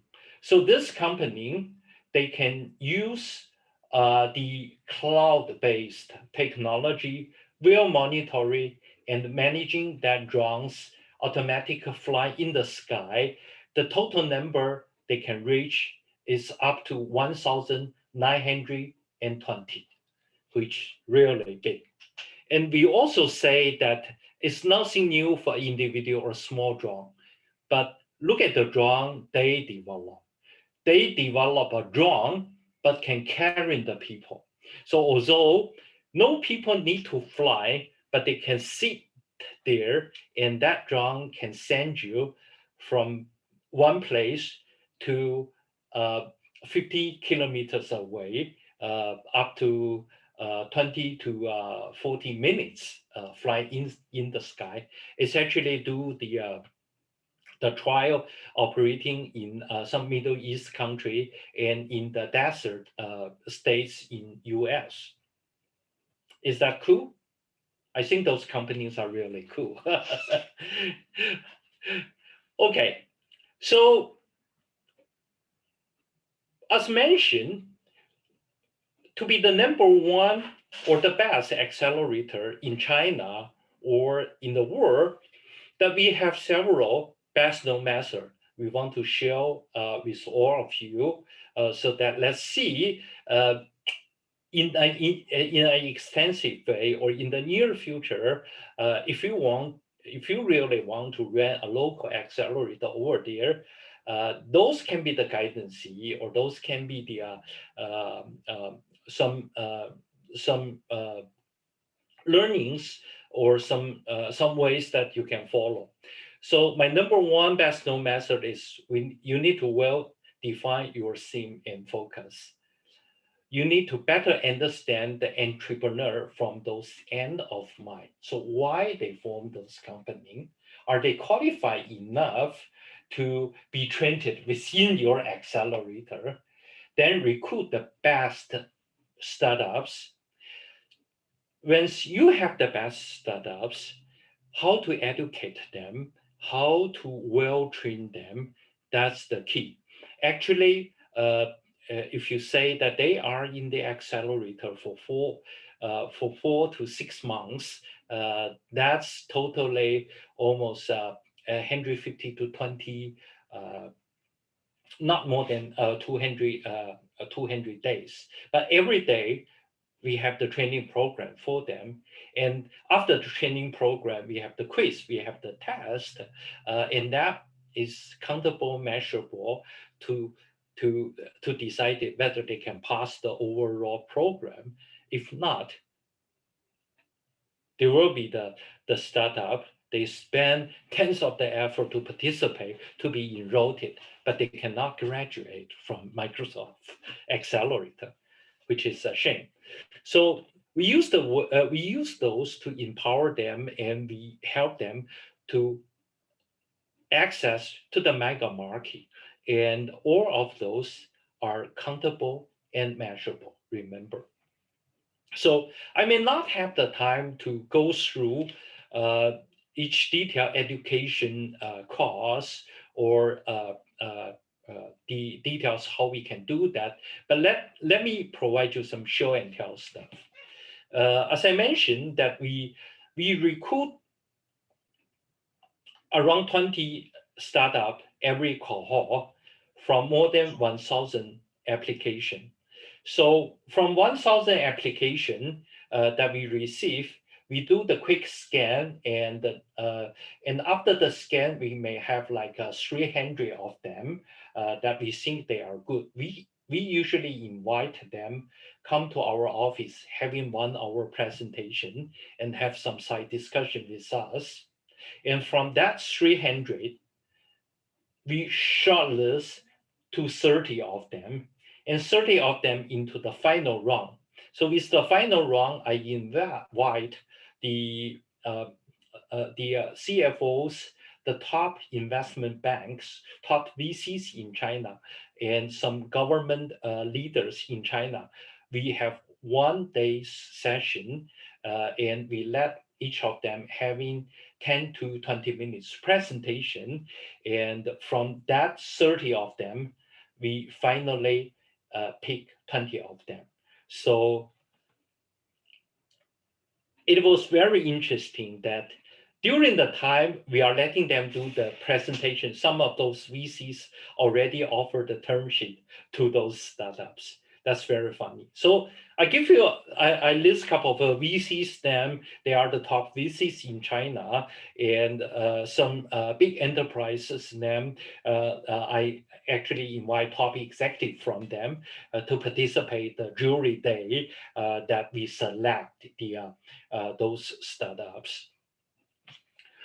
And there's another area I keep saying this is really important.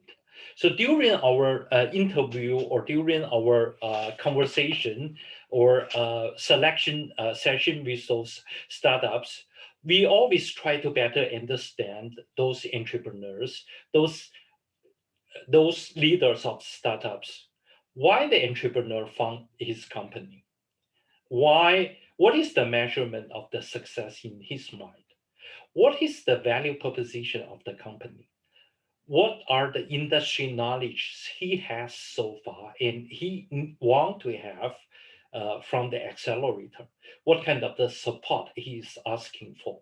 I need the crystal clear answer from all of that, so that I can make it sure that they have the basic leadership and management skill. Otherwise, they will be tough to be within the company.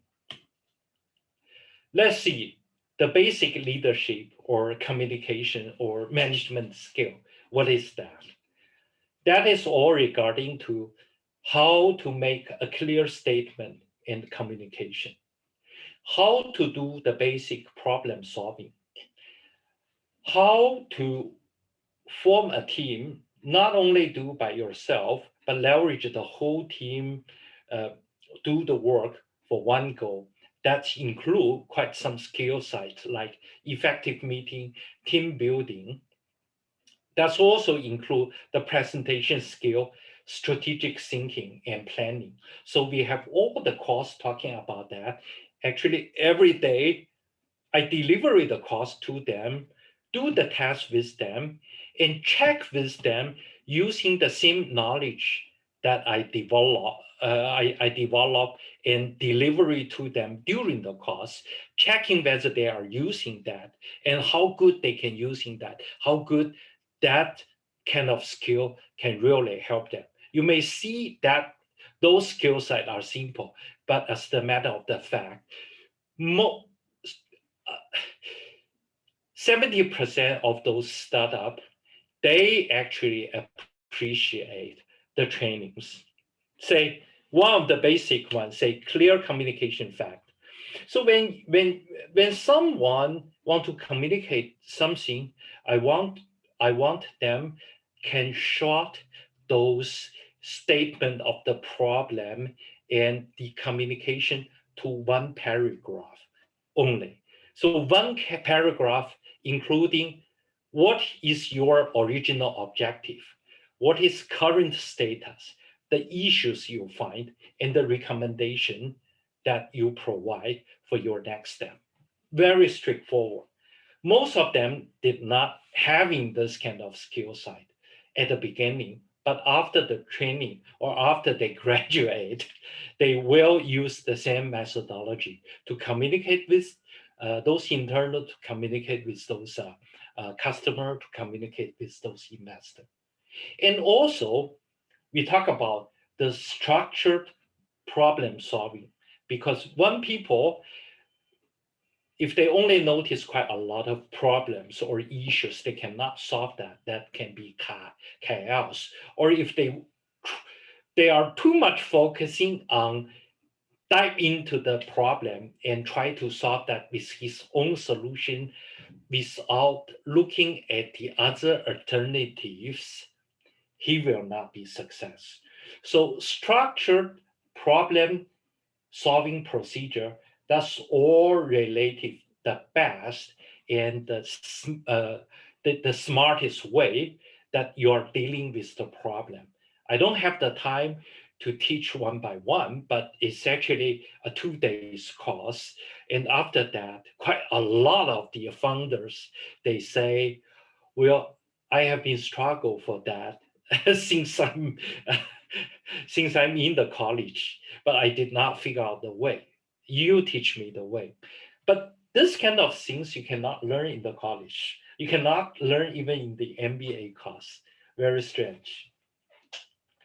So when the people can will proactively explore the question, find the issue, and try to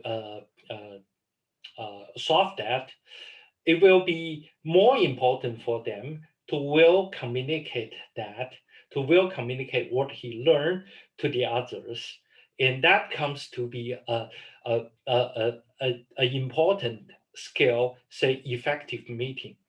I should say most of the people that's not carrying that very good as well, because usually they ran the meeting over time. They did not talking about the same topic or the same initial idea they want to discuss. Basically, there are two kinds of meeting: missionary and process related meeting. So missionary meeting usually you cannot have the agenda of a procedure daily review meeting into a missionary one. Likewise, you cannot use a daily procedures one to talking about the mission.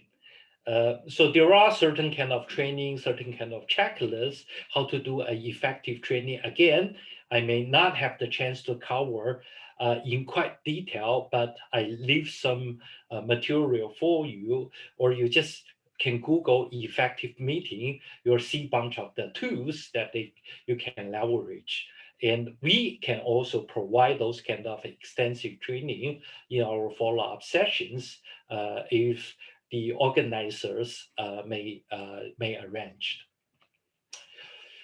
So when you will communicate those things, that you may, the very important thing you need to consider is whether your team is mature enough or your team is still need your help to support quite some younger employee or new employee that they are growing, they are learning, they are not qualified enough to take the full load that you assign to them. So that comes to a Bruce Twinkleman's model of team development. It say that the team usually have forming, storming, knowing, and performing. So definitely, we hope after the accelerator program, every team we have is a performing one rather than a forming one.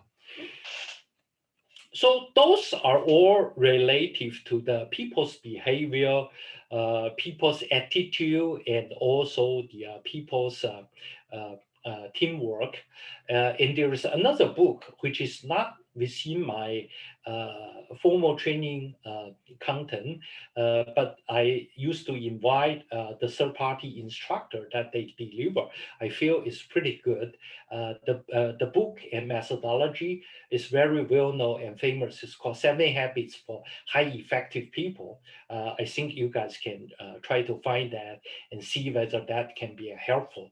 And I can help you guys to facilitate that kind of training. I'm actually the master instructor for that training course as well. So we talk about the people, how the people can improve those skill sides. And then we'll see the more important thing we need to solve, that's regarding the team, regarding the business model. So we also have a good training course for business model. The core concept of that is called stakeholder management or stakeholder development. The stakeholder we mentioned, that's not include your investor, not include your customer, but include a bigger bunch of the range. That's include your supplier, your advisor, the other entrepreneur, even your competitor and your investor. So if you think or considering based on that bigger picture, you will be easy to add those important factor, which is quite important to your business operation, quite important to your business in that business model canvas. So that business model canvas, you can be easy to find from internet as well. And I usually, so that's include your key customer, your key activity that facing the need of your customer, your major resource, your value proposition, your relations with your key stakeholders, and what kind of the things you can better serve your customer, your structure is good, or whether you can generate a big revenue in a short range of the time. So after that training, I leave them the homework. They need to develop those own business canvas that include this customized business plan and stakeholder management plan. Remember, they always need to think bigger. Once they are thinking bigger, I will introduce them bigger customer. So this is a slide I use when I do the demo day. I appreciate the support and the help, the attention from all the key stakeholders, that including the government, including some key investment banks, also include some big name Fortune 500 company. So when I'm sure the startup got the training, they are ready to go into a bigger market.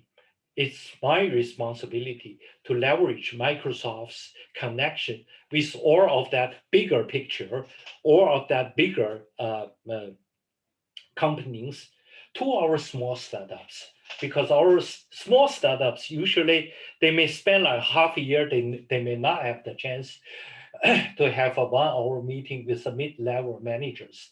But with our guarantee, with our reputation, with our quality, we can be easy to train our company and get them be trusted and comfortable, confidently present in front of the CTO, CFO, or even CEO level of those big name companies.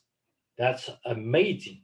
That's a great improve and support of those business.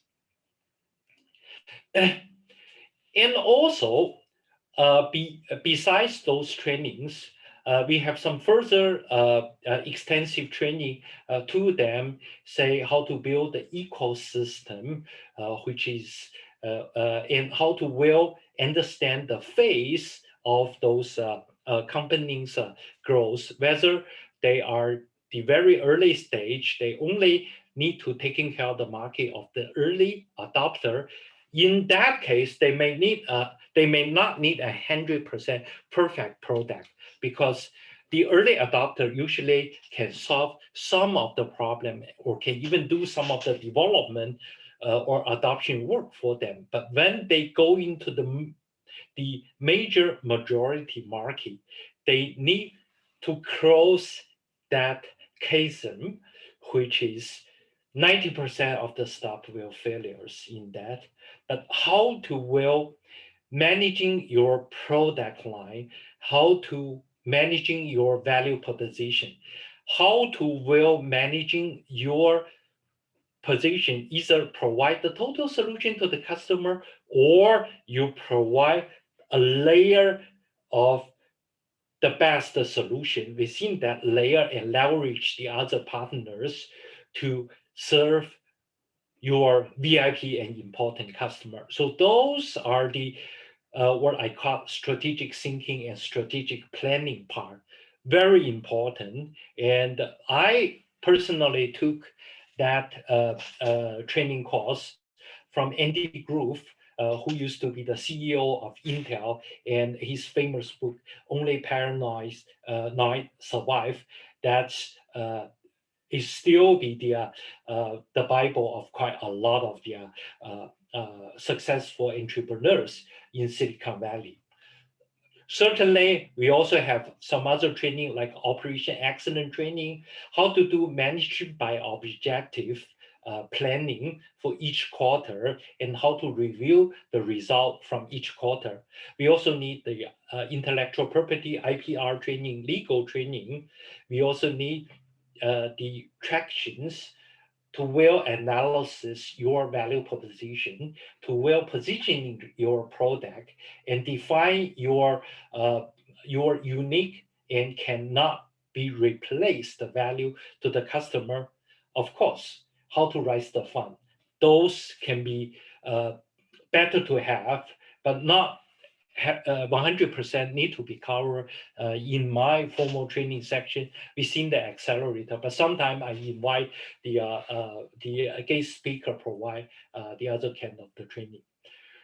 So this is the way we ran the best accelerator. And fortunately, Microsoft decided to not use that accelerator name starting from 2019. So you may not get the further development from Microsoft, but I hope that some other accelerator can doing equal or even better work in the near future, so that the startup, the best innovative peoples or organizations within your country can be well taken care of, can be growing up sooner and support the country economy.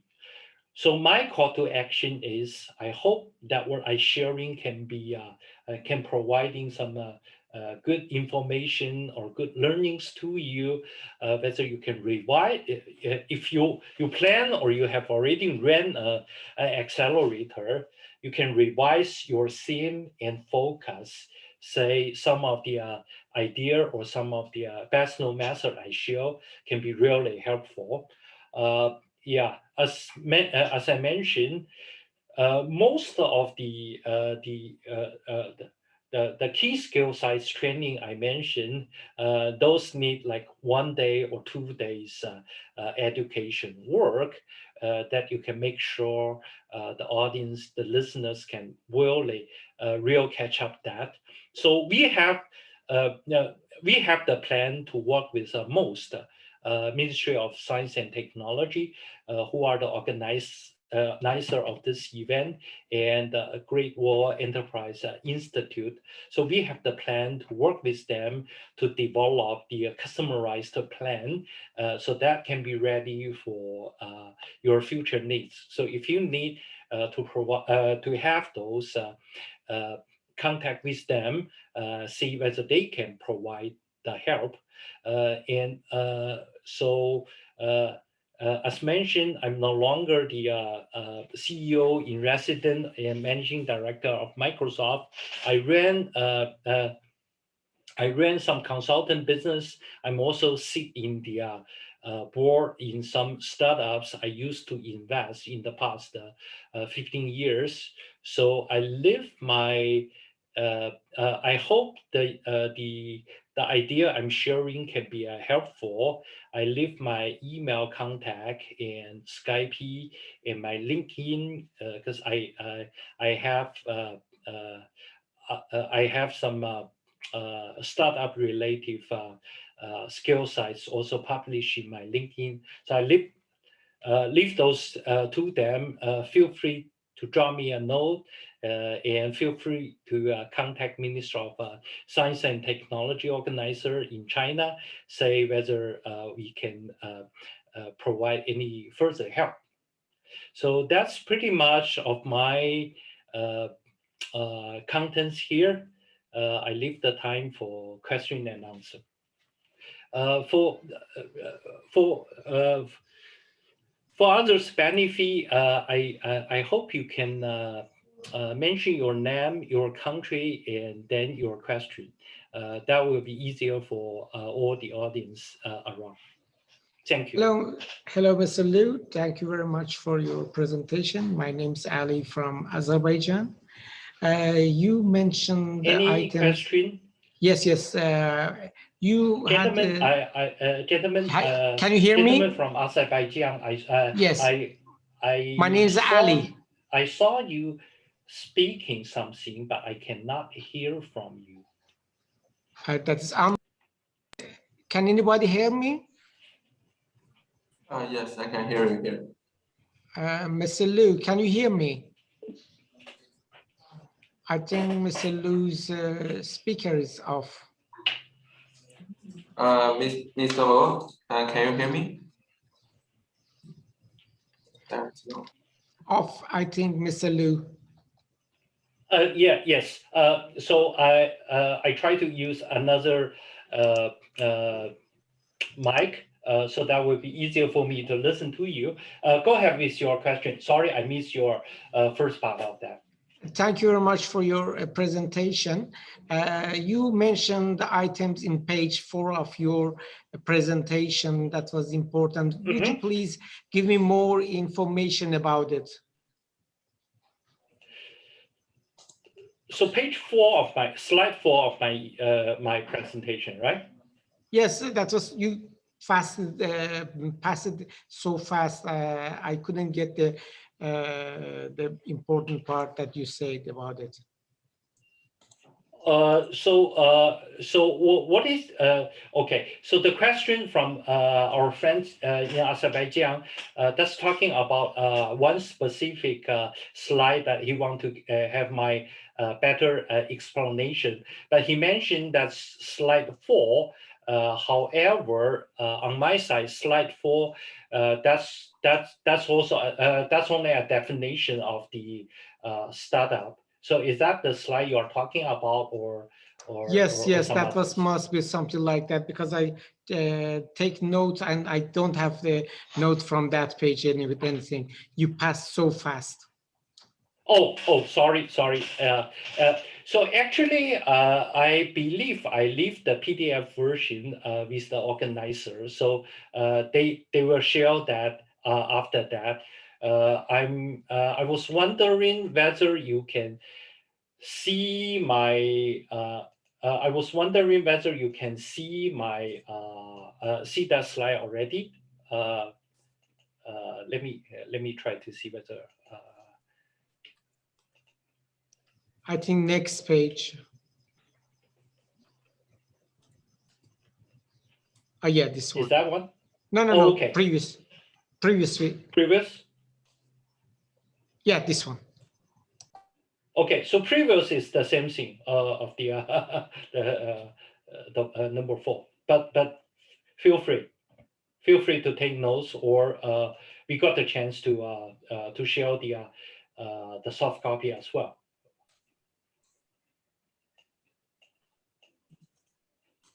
Can you give me more information about this? Why this part was important? I couldn't get your note. You just passed it. This is why I asked about it. Are you talking about Yes. this page? Yes, this page.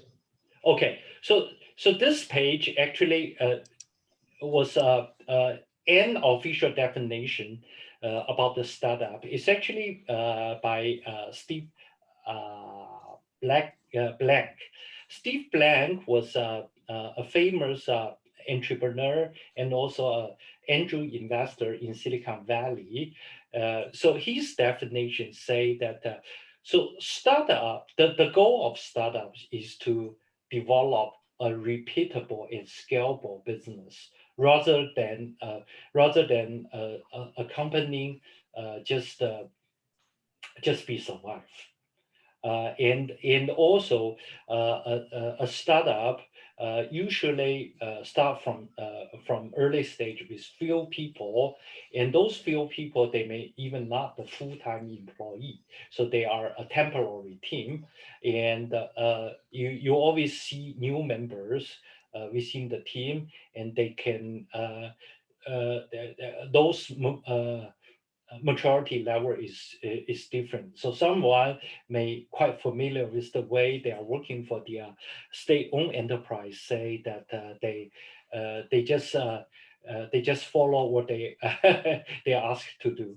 And some people are quite proactive. They usually thinking ahead or thinking on behalf of the customer. So people have different behavior. People have different skill set, that they come together to work together for the same goal, which is to let those business can be repeatable and scalable. Thank you very much, sir. Hope it's answered your question. Thanks. Any further question?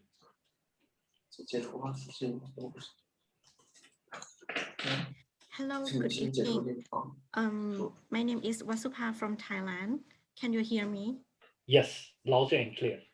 Okay, thank you very much for your presentation and very impressive details. So my question is that in University of Thailand, there are a lot of professors in university who own knowledge, IP, and know-how of deep technology, and Yes. they would like to spin off to set up a startup company and business. Mhm. However, they have less experience in running business or have not a complete team. So we found it very challenging for us to help incubate them. So from your experience, could you share your perspective on this point? Thank you. Okay, very good question. Thank you. The question from our Thailand friend is in the university campus in Thailand, some professors, they are quite knowledgeable and they want to form those own business. However, they lack of the expertise, how to run the business. So the question here is how to help them. As I mentioned, or as I share with you a previous chart, say the different stage of the startup. So for the, in my understanding, the professor in the university or in the college, when they want to form a startup, usually they only have the idea, and they even do not want to either temporarily or permanently quit those work in the university and form a organization. It's risky for them. So the easier way for them is they can use some temporary workforce. Either those students, they actually do some proof of concept stuff and to form certain kind of prototypes so that they can show and tell, say that those are really good things. So that part or that stage, there is a facility who can help them. It's called incubator. It's not called accelerator. So usually incubator is for smaller size or earlier stage. But incubator do have the charter and do have some similarity to what accelerator do, but smaller scale, and also the successful ratio for incubator, I agree with you. It's usually not as high as an accelerator. Hope that's answer partial of your question. Thank you. Thanks. Okay, guys. Any other questions? You can ask Mr. Ho directly. Yeah. How about time? Considering let's do last one.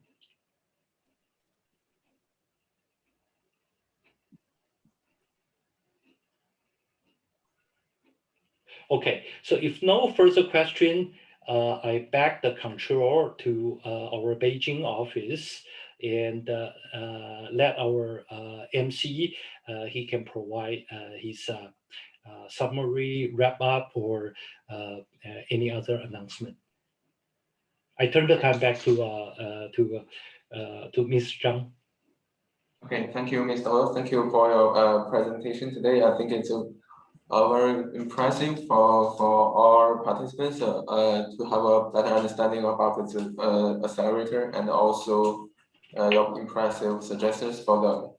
So, okay, guys, actually, Mr. Ho has also leave his contacts during the presentation. So if you would like to have a further discussion, you can send an email to Mr. Ho for the for questions or even for your thoughts after the presentation. So I think it's still okay. We can have this group photo since Mr. Ho is also online as you guys, so we can take this one with all the video open. Okay. So now please open the yeah. So Mr. Ho, you can end up your share first. Oh, okay. Yeah, let me stop my sharing. Okay. Okay, yes. Let's open all the videos so we can take this picture.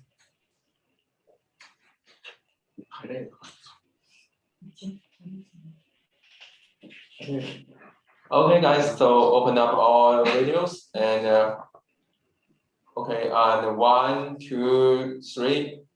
Okay, 1, 2. Okay, 1, 2, 3. Okay, more guys are opening video now. Okay, 1, 2, 3. Okay, 1, 2, 3. Okay, guys, thank you. Thank you for special thanks to Mr. Ho for your. Hey, thank you so much for your time. I hope you are all good, and I hope that the pandemic can be over pretty soon, and we can meet face to face sometime. Yes. Thank you. Thank you much, sir. Thanks.